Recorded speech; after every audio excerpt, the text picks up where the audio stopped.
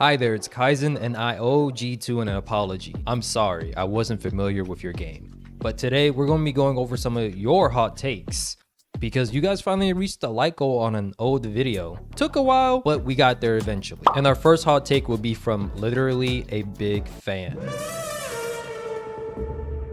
This is a hot take in my opinion, and a pretty good one too. And I think NRG versus Sentinels could be a good regional matchup as well in about 3 weeks, right? I can personally see NRG beating Sentinels, and I can also see Sentinels beating NRG. I'm still leaning towards Sentinels being the better team in their initial matchup, and I see them winning, right? But if somehow they figure out a way to make it to playoffs, that's being either team, and they face off again, I think it would be a lot closer than what people would initially think at this current moment. Because at the end of the day, both teams have amazing firepower, and now we can legitimately say that both teams have solid IGLs as well. And we have another take dealing with NRG, but mainly with the optic core that we'll get into later. But first, I want to go over what Lego Master said a few months ago, basically saying that Masters in Reykjavik was amazing for a number of reasons, some including the fact that Sentinels went on a historic run, and that there are achievements and compliments that are still not broken till this day. This isn't really a hot take, and I think if you ask most Sentinels fans, they would agree with you saying that Masters of Reykjavik was good. Even the haters have to admit that some of the stats that were pulled during this event by this team was pretty good. However, you will have people say that it was early Valorant, it was basically the Wild Wild West, but they even have to admit that the stats that were pulled off by this team, because they were still going against other players, right? This was new to everybody, and just because of firepower and cohesion and synergy, Sentinels were far superior than everyone else in their competition during this time. So I don't really think this is a hot take. And for this person, I don't even know where to begin, but I have to say you probably have the hottest take that I've seen in a while. It was so hot that it made me mad. I wanted to channel my inner LTG for my initial reply. Mods, crush the scope, thank you. The man says the Kuronami Vandal, just the Kuronami Vandal itself, is overrated. Actually, I take that back. Not overrated, just sucks. He says it sucks. And I do want to mention the fact that, you know, cosmetics is art, and art can be subjective, right? However, just like in any medium, people can still have trash tastes, which I believe this individual might have. Right? This Vandal hurts me personally because I had to make a tough decision in general, right? Because just before the Kuronami bundle came out, I bought the Overdrive blade, and I'm still happy with it. It's a good purchase. I'm happy with it. I didn't have a melee that had a unique animation, right? But then the Kuronami bundle came out, and I was like, dang, either I get the Kuronami bundle or I don't buy an esports team skin, because I spent a lot of money on free-to-play games, more than I would like to admit, and I told myself I have to slow down, right? And I just can't justify spending about $200 within 2 months on a free-to-play game. I just can't do it. I told myself to limit myself, and I made the decision just to go with the Team Classic instead, especially knowing that later down the road, around August time, I'm going to get the champions Phantom and Melee, right? As long as it's good, of course. But it gets even crazier because you admit that the Marshall, Melee, and Sheriff are good, which is basically the same design. I do have to admit that the Marshall is probably one of the best Marshall skins, arguably the best Marshall skin. And again, they just basically follow the same theme. Until this day, I still see the Kuronami Vandal on the ground, meaning that it's popular, it's standing the test of time. And whenever I have the opportunity to pick it up from the ground, I do, because I just shoot better with it. It's slender, it feels cool, I just like it. The finisher could be a little bit better, but everything else about this skin is just, it slaps. Like, each of the color variations are good. Like, the customability of it is just so much better. And because of that, I think you might be the first person to ever get the label of trash taste. Congratulations. You deserve this award, right? I'm happy that you posted this comment, but it reminded me how much of a fumble I made by not getting this bundle, and I took that personally. But thanks for commenting anyways. Level Seismic says that 100 Thieves will win champs, and I have to just say that's not a hot take. It's a very safe take for a number of reasons. They look like favorites to currently win Master Shanghai, and because of that, they should do pretty well in Champs 2024 as well, unless they lay off the gas or if teams figure them out and have a poor performance during Split 2. Till then, they look legit, and otherwise, I don't see why anyone else wouldn't say that 100 Thieves could win Champions 2024. And while I'm on the topic, it's pronounced Shanghai in Mandarin. No one had a problem with me saying Leviathan, even though it could be pronounced Leviathan. often in English, so I'm just keeping the same energy with teams that are based outside of America. And I mispronounce things a lot. I'm trying to get better. I do appreciate it when people try to correct me because it's an opportunity for me to learn more and to get better at my craft. So I appreciate it. Just wanted to clarify things. So Stereo Barry basically says trying to revive the optic team won't help them succeed. And they basically are talking about bringing in FNS and just trying to keep that optic core together. And they're really focusing on recently because they went on to say that they won't have enough time to adapt, which at first I would have agreed with you, but I did this whole video about grading roster moves that teams made after kickoffs. And if you look at that video, the vast majority of teams got better, right? It outweighed the ones that got worse. Like the only two that I can say actually got worse or didn't look at like they improved any was Bleed and I believe Giant X. Every other team just got better. The likes of DRX, Crew, G2, C9 all improved. I know I'm missing a few other teams as well, but they all improved, right? People also forget that NRG were really, and I mean really close to qualifying for Masters Madrid. They could have 2 old Sentinels, but they basically choked the map veto. Cap is doing vetoes, right? It gets the 3rd map. Now, I don't know like the order or whatever it is, whatever, doesn't matter. But it gets the 3rd map, and it's between like 2 maps or something. And chat looks at Ethan, I think is what it is, and he goes like, he doesn't know what he goes. He goes like, it's up to you. And then Ethan thinks for a minute or something. And then goes, well, I don't know. It's all other way around? Yeah. So, okay. Like version of the story, they just didn't know what the pick. They were not on the same page. But then Chet didn't pick, so Ethan was just like, all right, fuck. And then we went to whatever 3rd map was. Like, how do you go into a series and you guys are not on the same page? Like, how is that a thing? Which is something that I don't think will happen when FNS is a part of the like thinking tank of NRG. At least I hope it wouldn't. And on paper, you're basically giving up Demon 1 and Marv for Som and FNS, right? I think peak Demon 1, like EG Demon 1, edges past Som, but you have to remember that NRG weren't using Demon 1 all that well or to his max potential, similar to how Evil Geniuses did last year. So that's something to keep in mind, as well as the fact that Marv for FNS, it's kind of like a toss-up, you know, because FNS isn't going to be like leading the scoreboards, right? He's not going to be at the top of the score lines. But you guys know me, I value IGLing a lot. And that was one of the things that was holding back this team originally, was the mid-rounding and the callings and stuff that IGLs are responsible for. And another thing that I think people have to take into account is that basically this is a new team, right? Yes, you can look at some old footage from Champs and Masters last year to get an idea of how they will play, but you don't know that for a fact, right? We don't know what they're going to do. I'm pretty sure like maybe their first 2 games, they might struggle a little bit, but the fact that you don't 100% know what you're going to get from this team is an advantage, while they have tape on all the other teams that they're going to be facing. That's good. That's a huge advantage in my opinion, because they will look completely different than from kickoffs. That's a fact. So I don't think people should sleep on it.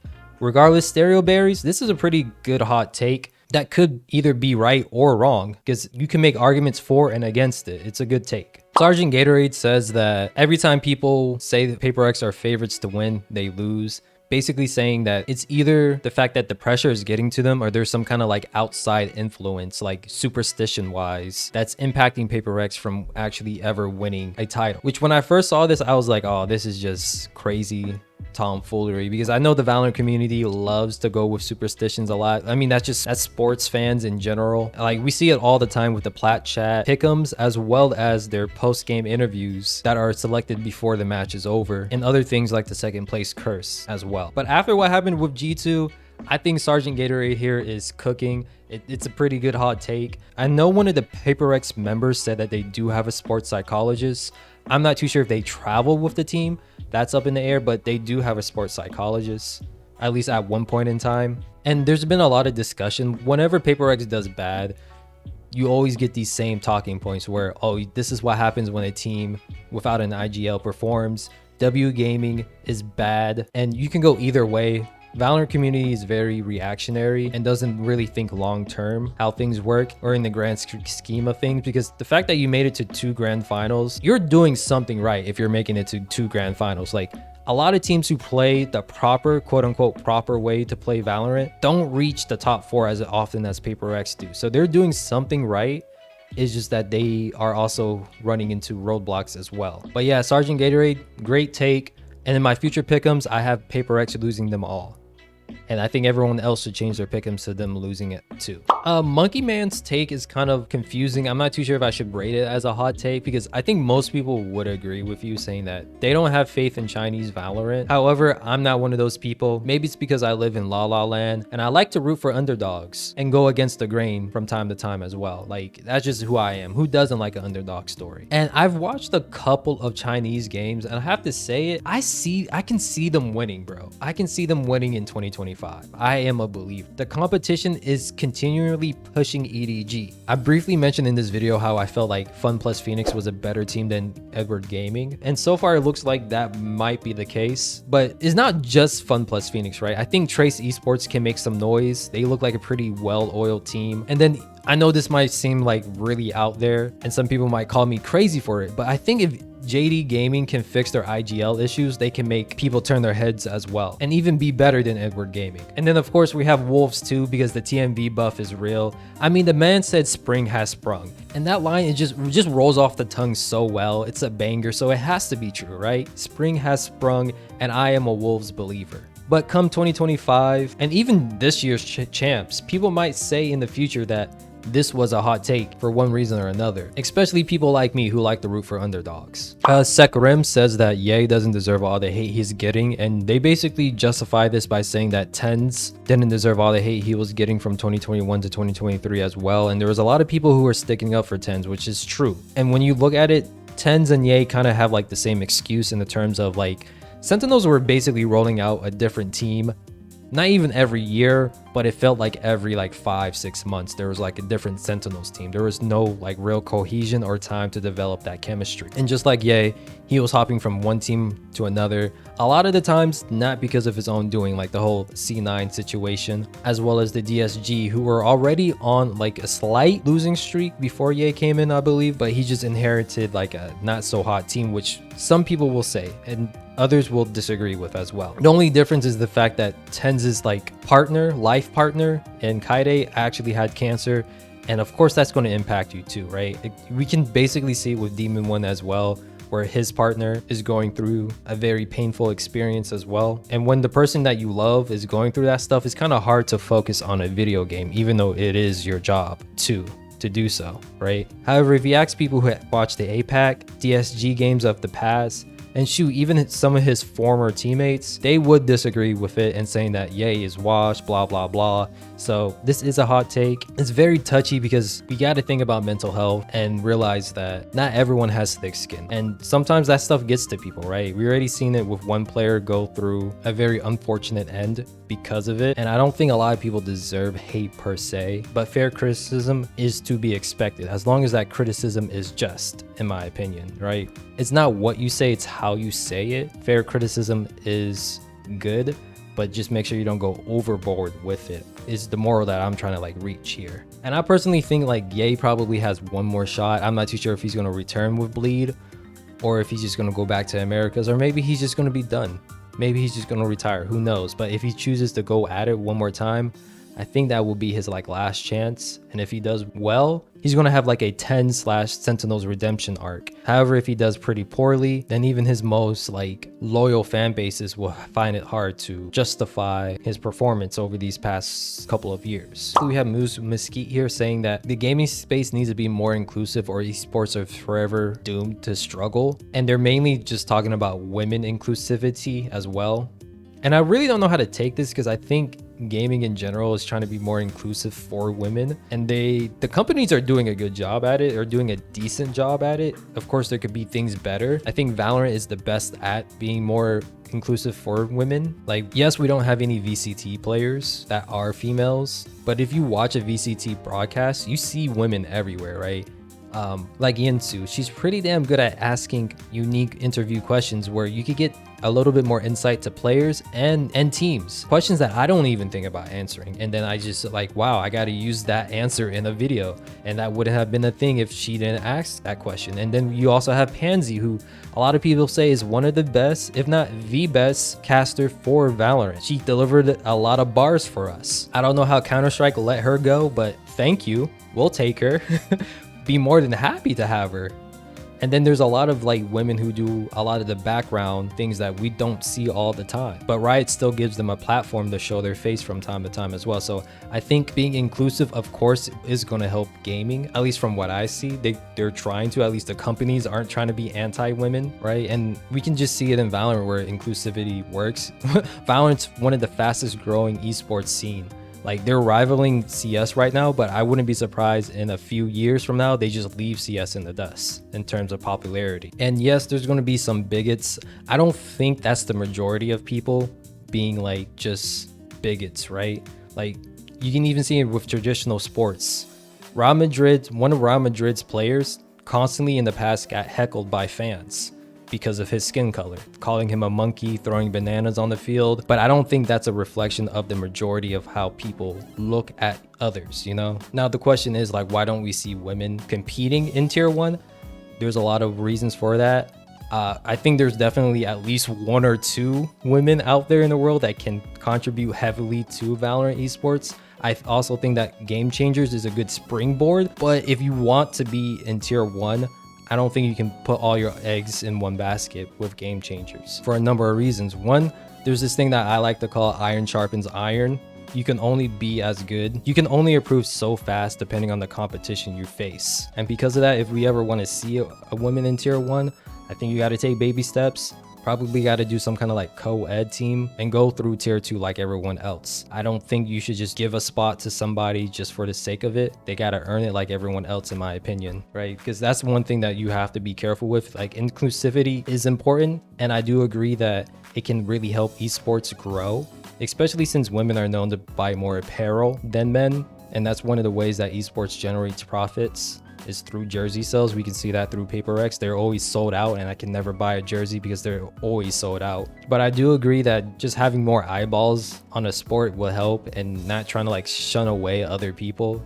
That's a no duh. And lastly, we have this new hot take from Mero, who said the best way to watch esports is to cheer for the winning team, basically being a bandwagoner, and that way you'll always end up happy with the results. Which I guess it's true. It is a hot take. I personally kind of understand this because I was a Falcons fan, like Atlanta Falcons fan for the longest time. And the way they lost in the Super Bowl to the Patriots, basically they had like a 28 to something lead in the third quarter. It was a massive lead. Like, the Falcons should have won it. They lost it. I was devastated. I haven't really followed football ever since then. Like, if it's on TV, I might hear some people talk about it, but I just quit football after then, right? And then I went to the NBA, which I'm Atlanta Hawks fan for a while, but when I came to like just dedicate most of my time to the NBA, I was just like, I'm gonna root for some players here and there, but my mindset to watching NBA games is just to root for good basketball, right? I think that's how you win, right? Especially with Valorant, like, you just root for good Valorant. That's why I low-key kind of prefer Masters Madrid so far, because we had a lot of good Valorant, right? Like, and sometimes we had perfectly imperfect Valorant. Basically, I'm just saying I was rooting for entertainment, right? We had a lot of close games, a lot of fun storylines to watch for and view that made Masters Madrid, I think, enjoyable for people who didn't even have their favorite team to root for invited, right? Masters Madrid was very exciting from beginning to end. So yes, you could be a bandwagoner and root for the winning team, or you can also be like me, who just roots for good gameplay, for good entertainment, you know? Either or. I guess that's kind of a hot take because bandwagoners kind of get like a bad rap in sports. Even me, if you look at Reddit, I have PaperX, Sentinels, and EDG. Sentinels just recently won. The other two teams have been struggling to ever get a title. So I kind of understand that, but there's also beauty in being loyal, because when they finally do win, it feels great. So yeah, I guess I could see this as a hot take. It's just a funny take at the same time too. And those are all the hot takes that I saw so far. Y'all are free to leave some down below. I might do another community post if this video does well about reading hot takes. And some of them made me laugh at the same time. But till next time, y'all stay safe and I'll see you in the next one.